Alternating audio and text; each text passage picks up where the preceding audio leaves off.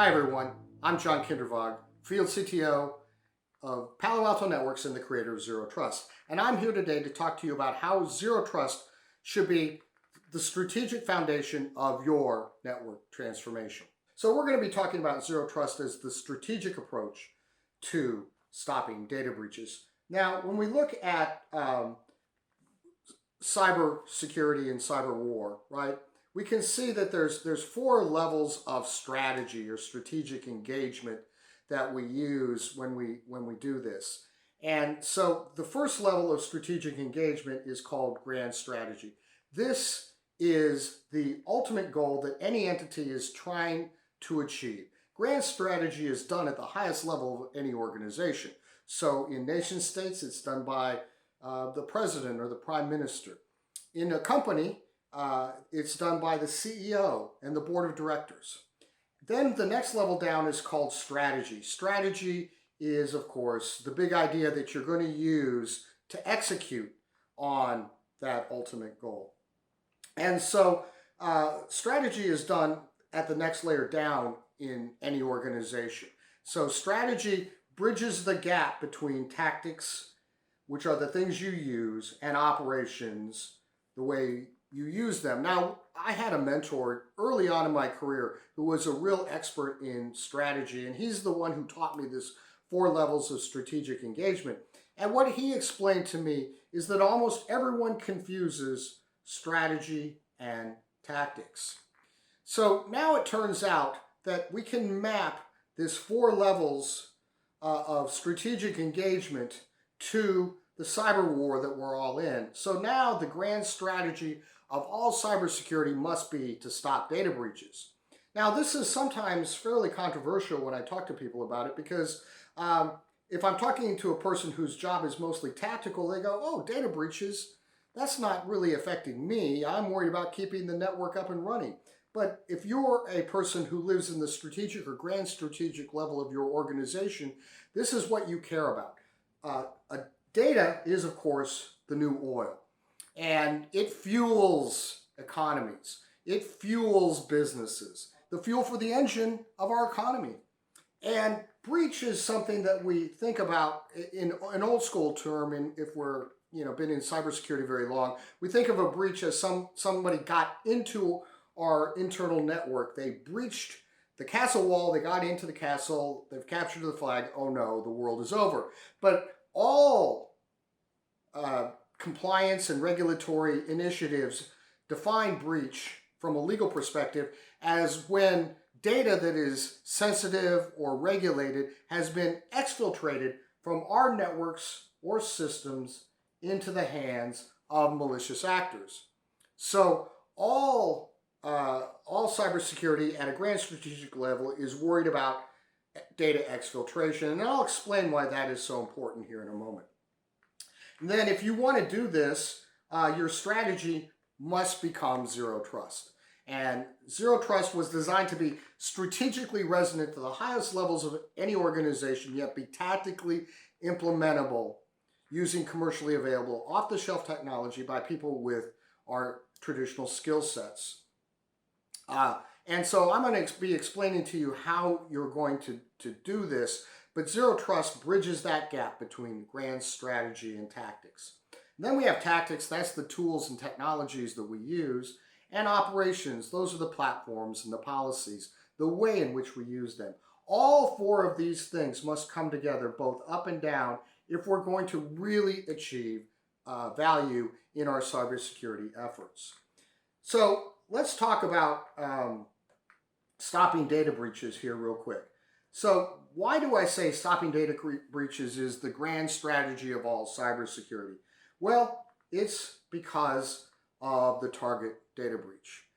In December of 2013, there was a big data breach called Target, right? And most of you have heard of that probably. 110 million records were stolen, which doesn't seem like very much in the modern world, but it was quite devastating at the time. But this is really day zero of cybersecurity. Everything prior to that is what I call BT, or before Target. We're now in the year 6 AT, or 6 after Target. Target was the most important event in the history of cybersecurity. Why? Because for the first time in history, the CEO of a major organization was fired by something that IT did or didn't do, which was, of course, allow a data breach.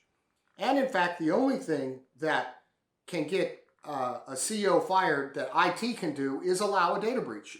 CEOs don't get fired for ransomware attacks and phishing scams. They fire people, but they don't get fired. That's why stopping data breaches is grand strategic. Now, let's go back to zero trust. And zero trust comes from the understanding that trust, this human emotion that we've injected into digital systems for really absolutely no reason, is the fundamental problem that we have in all of IT and cybersecurity today, because trust is actually a dangerous vulnerability. What do you do with vulnerabilities? You mitigate them, don't you? And trust must be mitigated because it is actually also its own exploit. It is the only vulnerability that is also an exploit. Malicious actors don't have to create a new tool to exploit trust. They don't have to have some piece of malware that they package up. It's an exploit automatically because they just have to be on your network. And as a former penetration tester, I can tell you they always can get on your network. It's about keeping them away from those toxic, sensitive, regulated data sets that will get your CEO fired if they're exfiltrated. So the only entity in your organization today that gets value from trust are the malicious actors who are going to exploit them. Think about that. It doesn't provide you any value at all. Zero trust becomes the strategy because it identifies and eliminates that broken trust model, which is the fundamental problem, and it resonates up to the grand strategic actors in your organization. And so what happens is we see this old trust model where there was an untrusted side of the network that went to the evil internet, and the trusted side of the network that went to your internal network where all your wonderful people live and work. And then we see that occasionally bad things can come from the evil internet and they can get onto your network, right? So, what if a packet gets onto your network? Well, you, because of this broken trust model, are automatically going to elevate its privileges and give that packet attributes of trust. Now, what's a packet? A packet is a collection of zeros and ones as represented by electrons or photons. So if I can get my electron on your piece of Cat6 cable, if it's on the other side of that invisible boundary that we call the trust boundary, then you're going to elevate my privileges and give me attributes of trust? That's insane.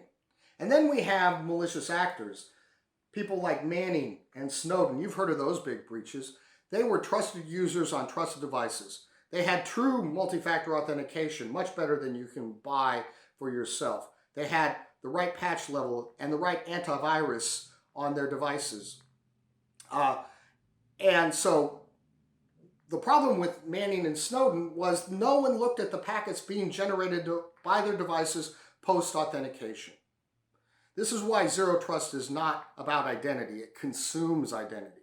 Zero trust is about looking at the packets being generated by devices and applying layer 7 policy to those packets to make sure that they don't misuse or abuse the data or the assets they have access to. So we eliminate in zero trust the concept of trust at all. It's not useful, so let's get rid of it. No more trusted users, no more trusted packets, no more trusted devices, no more trusted interfaces.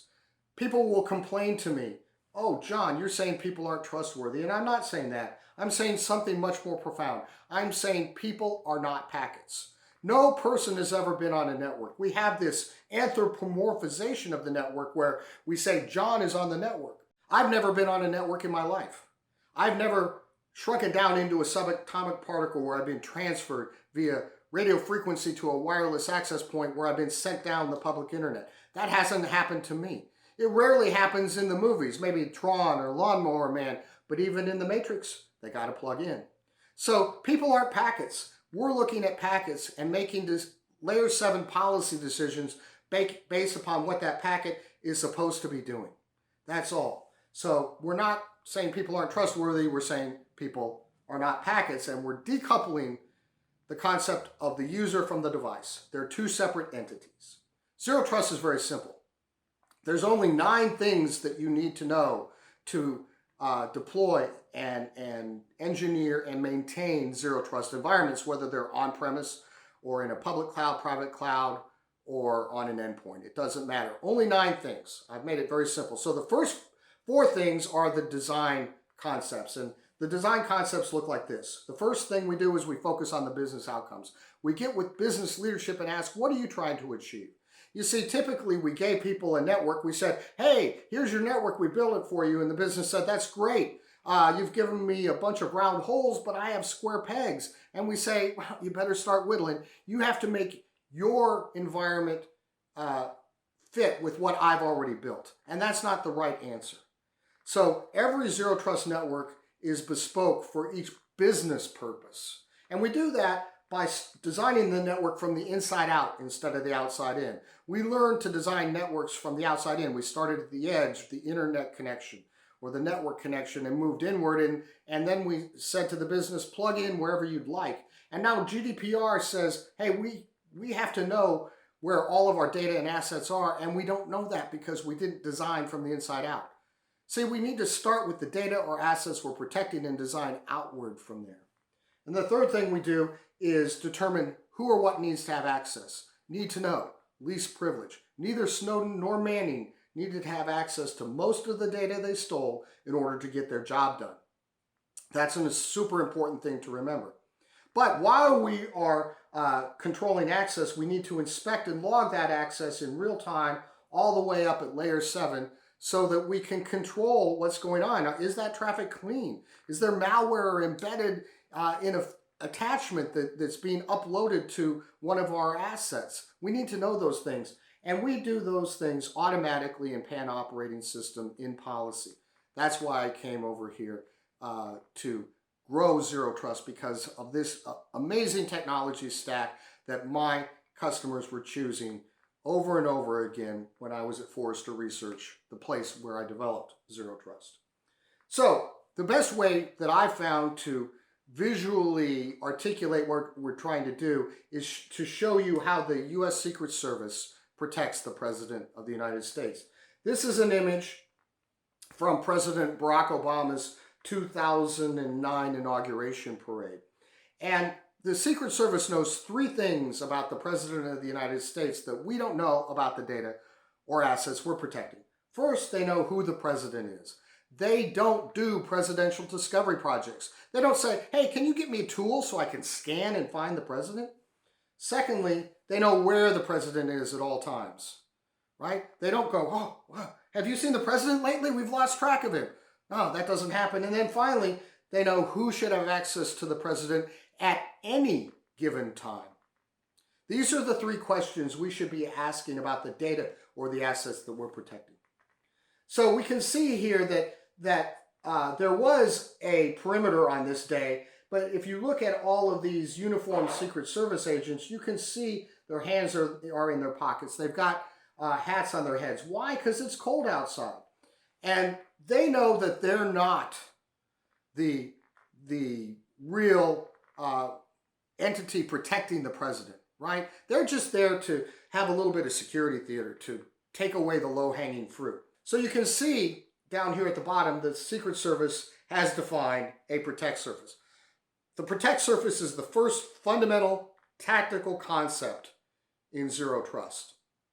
So we can take the overall attack surface, which is on this day is probably all of Washington, D.C., and shrink it down into something that is very small and very knowable. On this day, there were 4 people in the protect surface, the President and his wife and his 2 children. At the end of the day, if those 4 people are safe and secure, the Secret Service did their job. And so by creating a protect surface, they can do something really amazing. They can move their controls in adjacent to the protect surface. They don't have their controls on the borders of Mexico and Canada. That's the perimeter. That's how we would do it. They put their controls adjacent to the protect surface. This is a key concept here, is making your controls adjacent to the protect surface. And by doing this, you can define a microperimeter in policy. And this microperimeter has a very small policy set. So typically we see a 7 to 10 times reduction in policy when we deploy zero trust. So on this day, in January of 2009, there are only 2 people who can transit outbound the microperimeter at this time. Those are those 2 Secret Service agents who are driving that vehicle. I don't know why they would, but they could, because they're not part of the protect surface. And then there are exactly 0 people who can transit inbound of that microperimeter at this moment. And so there would have to be a policy update before anybody who could get inside of that microperimeter. And the Secret Service doesn't just stop there. They continuously monitor and update this in real time. So if they see new threats or if somebody needs to get in the vehicle, they can send all that information over to the controls and update that policy in real time. This is a zero trust model of executive protection, and it is the best visual metaphor that I've come up with so far, at least, to show you what we're trying to do in your environment, in your public clouds, private clouds, on-premise, or endpoints. Let's go look at the tools and techniques, right? So there are 5 steps to building a zero trust environment. Remember, I said you only needed to know 9 things, the 4 design principles and the 5 steps. So the 5 steps look like this. Step 1, we need to define the protect surface. What do we need to protect? So the answer is we need to protect what's known as a DAS element. We take a single DAS element and we put it into a single protect surface to start with. Now, sorry to give you another AAS. That's just how it turned out, but I couldn't really call it a SAD element, could I? So it's called a DAS element to help you understand what we need to protect. So we need to protect data. There's 4 data types we typically need to protect. I call them the 4 P's of data security: PCI, PHI, PII, and IP. And then we have applications we need to protect. Those might be ERP, CRM, or HR applications. And then there's assets. And an asset can be pretty much anything, right? You've heard about IoT, Internet of Things, all of the plethora of things that are coming into your network. But it could be mobile devices. It could be things that your partners use. It could be a cloud that you use. It could be pretty much anything. So this landscape is shifting so much, you need to be able to automate it and bring that into this zero trust policy in a way that meets the dynamic nature of how you're doing your digital network transformation today. Any device that can connect to the network is an asset, and we can find that and put it into a protect surface. And then there's services we need to protect. Important things that our network runs on, such as Active Directory. And of course, we have layer 7 technologies that help you get visibility into your protect surface so that you can actually see what's going on. Now, the second step is mapping the transaction flows. How does the system work together? We have to understand that before we can architect it. And again, the layer 7 visibility of our integrated product suites help you get visibility there. And then we architect the network. Because these are bespoke or tailor-made for your environment, we have to know what we're protecting first. And so we have a lot of great technology that helps you do this. And then the 4th step is we create the policy. This is where it all comes together. Ultimately, zero trust is a layer 7 policy statement. I just need layer 7 technology to be able to apply and enforce that policy. That's why it's so important to use this type of integrated product environment. And so we have great technologies that help you get policy and write policy in ways that no one could ever do before. And then finally, we monitor and maintain the network. We send all the telemetry from the zero trust environment into our big data lake where we do machine learning and artificial intelligence types of things to it to see how we can refine and update these 5 steps over time. And we do this dynamically and automatically, and that's what's so exciting about this whole thing. Now, hey, we're in a time of incredible uncertainty, and a lot of people are having to work from home for the first time. And at the same time, you're hearing VPNs are dead. So how do I deal with all this stuff? Well, the VPN is not dead. We just need better VPNs. And so let's look at why it's important that you use a VPN for your remote workers during this particular crisis. Let's look at why VPNs are so important during this time of crisis. So as traffic travels across the internet, it's unencrypted by default. I mean, there's times when it might be in an encrypted session, but generally you have to put it there. The internet itself is not encrypted and protected. So if we have a malicious actor who comes in, they can come in and attack the traffic and get access to the traffic and see what's going on, either by looking at the traffic as it goes across the internet or some other network, or by attacking the endpoint and getting visibility through the endpoint. The first VPNs were set up to provide encrypted tunnels so that the attacker could no longer get access to the traffic as it traverses the internet, so they couldn't sniff the traffic. But we need modern VPNs, what are sometimes called zero trust network access, to be able to provide layer 7 policy at the endpoint level so that we can reject the ability of the attacker to have access to the traffic, even if they have access to the endpoint. So we have layer 7 policy. In our Prisma access technology, we have unified policy that is a layer 7 control that exists at that endpoint. So we're controlling at layer 7 what traffic can get to resources across that VPN. This is by default a zero trust model of remote network connectivity. Now we get into the operations, the final step. So this is an image of the Bomba, an analog computer built by Alan Turing to automate the cracking of the Nazi Enigma code. It was in the movie The Imitation Game. And in that movie, there's a scene where everybody wants to tear this machine down because they want to do things manually. They want to use paper, pencils, and people, the 3 Ps of cryptoanalysis of the day. And Alan Turing says something really, really important in this movie, really profound. He said, "What if only a machine can defeat another machine?"